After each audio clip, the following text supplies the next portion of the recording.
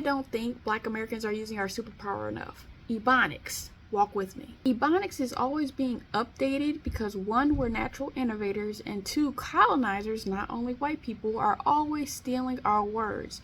But there's also an underlying grammar structure for those who use and understand Ebonics. It is a viable dialect of English, and even the way we use standard American English is different from other people. I'm in so many comment sections on Facebook, Instagram, TikTok, where we'll be using non-Ebonics words, and people from other cultures and communities will still be confused. I've seen someone type something like, "Now why would you do that?" And a bunch of white women are attacking that person because they don't understand the tone and the way in which that was written. When you have written communication, obviously you can't understand tone. Even in person, some people don't understand our tone. They only take it as one note. And that's the only example I'll give because I don't want to be accused of being the ops. I ain't trying to give everything away.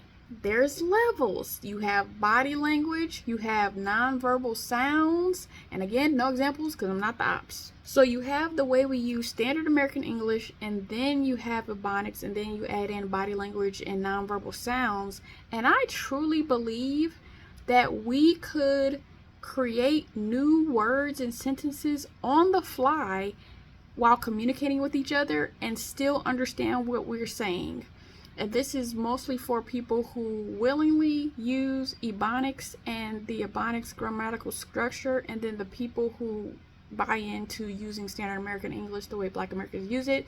I feel like we can get into a room and have a totally new conversation with words we've never used before, and because we understand the grammar structure and because we understand how we use words, we could understand each other and just create a new language on the fly. We don't have to have some type of meeting. We can do it just with the power that we have within us. Let's take Youth the Birthday for example. I think the main people who initially understood what Youth the Birthday meant were the people who are culturally practicing Black people who proudly understand and use Ebonics. Now, there is a generational divide, so I think the next group of people who understood it, which it might have to be a both and, are the people who are tapped into how the younger generations communicate, because there are generational versions of Ebonics and generational ways that we adapt the grammatical structure. So I think that's the next group of people who understood it. Having the ability to traverse through multiple generations through the community you build or the content you consume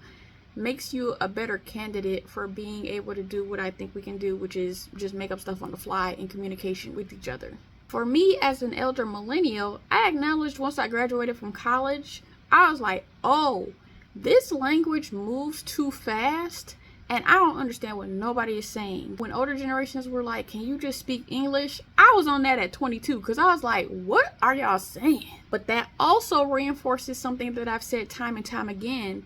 Ebonics is not learned on the internet. It's learned in community. So once I was plucked from the community, I lost the updates for the language. Now I already understood, whatever version of Ebonics that I understood, but once you're not in community, you don't get those updates.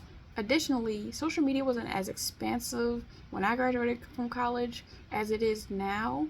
So a combination of me curating my communities, I am in community with younger people, older people in real life, and then couple that with how I consume social media. I consume from different cultures, so I'm able to understand more. I commune with different cultures, so even if my community with another culture has been shortened or minimal, I still have that background to be able to understand things at a little bit higher level. I don't understand it as much as a native speaker of a dialect or a language, but I can understand it more as an outsider. Now, I still be having old man on the porch energy, because when they was saying ASL meant as hell, I'm like, that ain't what it meant on AOL Instant Messenger.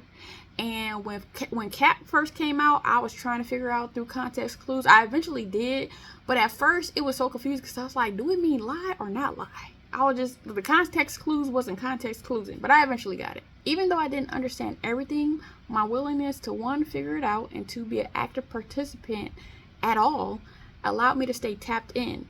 So I was able to learn younger generation's version of Ebonics. So by the time you the birthday came around, I'm like, okay, that's a metaphor. And then once people started extrapolating, you the birthday candle, you the party, I'm like, okay, I understand what all this stuff means. When I first heard if he shenanigans once, he's going to shenan again, immediately understood. That also, it not only seems like something black people come up with, but for some reason, it seems very George Bush Jr. coded. I can see him saying that as well. Now I'm about to go somewhere you didn't expect.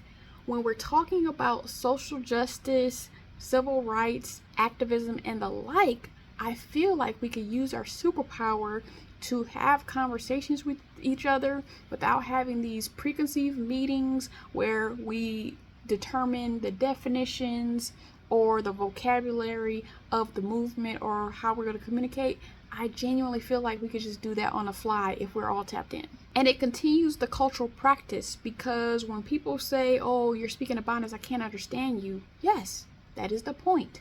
When we were on the plantation, we would have to come up with ways. Before it was called Black language, Black American language, before it was called Ebonics, we had to come up with ways to speak to each other so that the slave master, the overseer, the wife, or anybody could not understand what we were saying. And I don't mean for any of this to be done online, because y'all be doing too much in plain sight. We need to use the reality that we have to stay 10 steps ahead just to exist to our benefit.